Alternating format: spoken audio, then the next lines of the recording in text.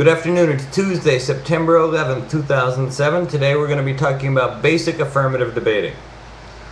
All debates, as we learned previously, have an affirmative and a negative team in them, which means that in half of the debates that you're in during the course of the year, you will be affirmative. Now, that number could get off a little bit, but mostly half the time you spend will be debating on the affirmative. That means that it's important to understand not only how the affirmative works, but also to pick an affirmative that you're interested in and that can keep your attention and that can motivate your production and your learning throughout the year. Now, there's a few basic things that an affirmative has to do in order to fulfill its role as the affirmative. The first thing is show up at the room where they're told to be the affirmative. Each tournament runs with what we call pairings, where we distribute the names of the teams that will be debating each other, the room they'll be debating in, and the judge they'll be debating in front of. Each pairing lists on it an affirmative team and a negative team. So at the most basic level, the affirmative is the team that's listed under the column that says affirmative. Now, the second thing that most affirmatives almost always do is advocate for some form of change. They recognize a harm in the status quo or the current system, and they advocate a plan that would solve it.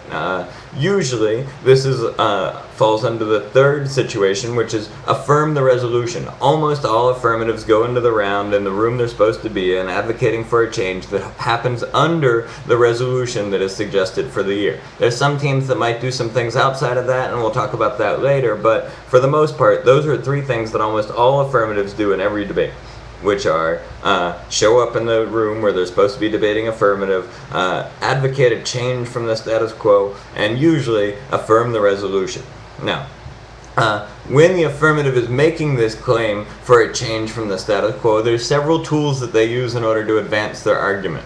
The first is called harms. Harms describe a problem that exists in the current system, or will exist in the current system if nothing is changed to prevent it. For example, a harms argument might be that currently the Palestinians in Gaza, in the Gaza Strip, are cut off from the rest of the world and are facing potential humanitarian crisis. That's a good harms argument. It explains what's going on, what the problem is, and why it's bad.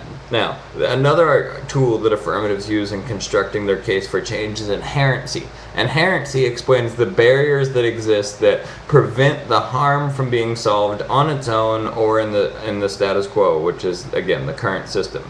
An inherency argument might be something like, U.S. policy does not recognize the government of Gaza right now as a legitimate political entity, thus the people are denied any ability to get foreign assistance.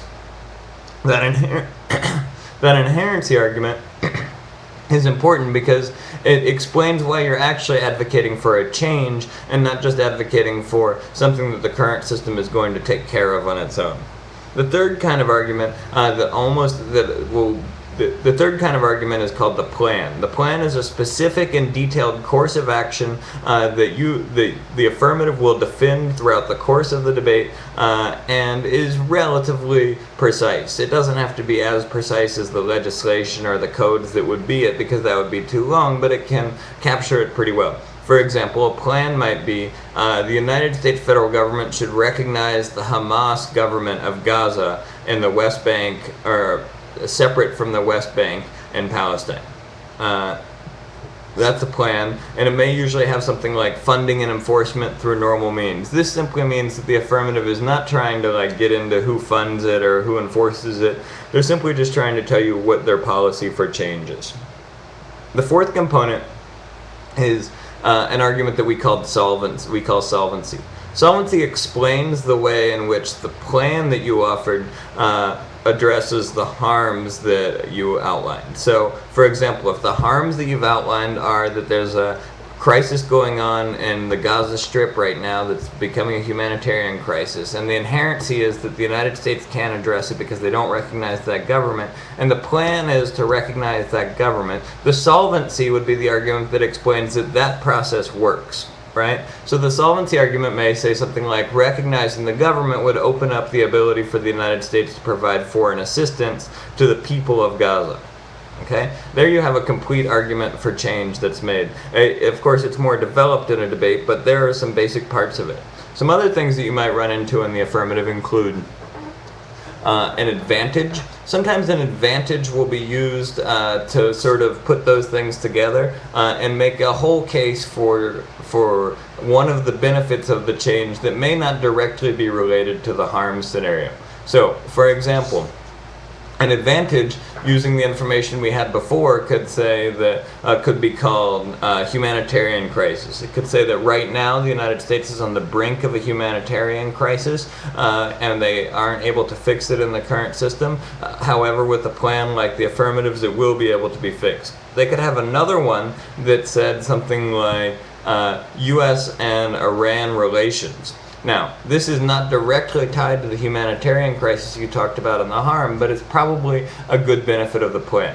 The argument would say that the crisis in Palestine is currently causing a strain in U.S.-Iran relations, and only a measure to show that the United States will support Palestine would improve those relations, and those relations are key to preventing an imminent war. That imminent war is not in any way connected to what was going on before it, and that war is not connected to what's going on in the harm statement, but it's still a benefit that comes about as a result of a plan. Therefore, it's an advantage to doing the plan.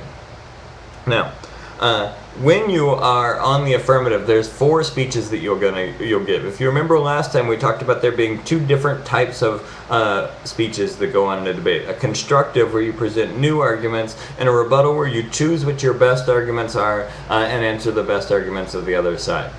For the affirmative, those 4 speeches start and end the debate. For the negative, there's that block of time in the middle. I'm going to go through briefly now and talk about what happens in each of the 4 affirmative speeches. The first affirmative speech, the 1AC, is the place where you present your solvency, your harms, your inherency, and your plan. And you make your case for making a change from the status quo. This is a pre-prepared speech and one that you'll have time to work on before you get to the tournament, and one that you should be able to make, one that you will spend a lot of your work on the affirmative working on.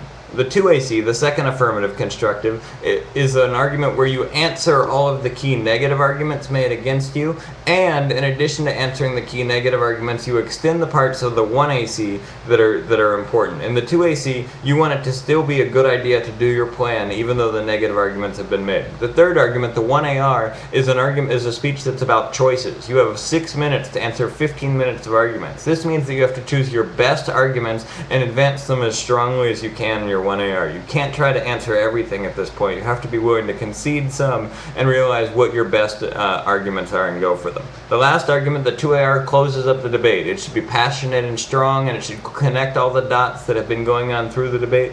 It should pull important arguments from the 1AC, the 2AC, and the 1AR, and it should answer all of the important negative arguments. Okay, with 5 seconds left, that's basic debating on the affirmative. Thank you.